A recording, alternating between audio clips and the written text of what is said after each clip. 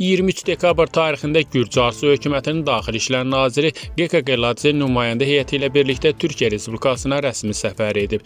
Gürcüstan nümayəndə heyətini Türkiyənin Daxili İşlər naziri Ali Yerkaya qarşılayıbdır. Səfər çərçivəsində nazirlər arasında iki tərəfli görüş keçirilibdir. Görüşdə Gürcüstanla Türkiyə arasında hüquq mühafizə sahəsində mövcud əməkdaşlıq, onun dərinləşdirilməsi perspektivləri və prioritet istiqamətlər müzakirə olunubdur. Ali Yerkaya Gürcüstanda Türkiyə Hərbi Hava Qüvvələrinə məxsus yük təyyarəsinin qəzaya uğraması zamanı göstərilən operativ dəstəyə görə Gürcü tərəfinə təşəkkür edibdir. Tərəflər təcrübə və qabaqcıl praktikaların paylaşılmasını, eləcə də polis təhsil sahəsində əməkdaşlığın genişləndirilməsinin vacibliyini vurğulayıblar.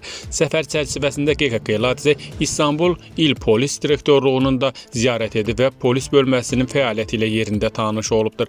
Nazir səmimi qarşılamaya görə Türkiyəli həmkarına minnətdarlığını bildirib və hüquq mühafizə sahəsində tərəfdaşlığın gələcəkdə də daha da güclənəcəyinə ümid ifadə edibdir. Rəsmi səfər başa çatıb.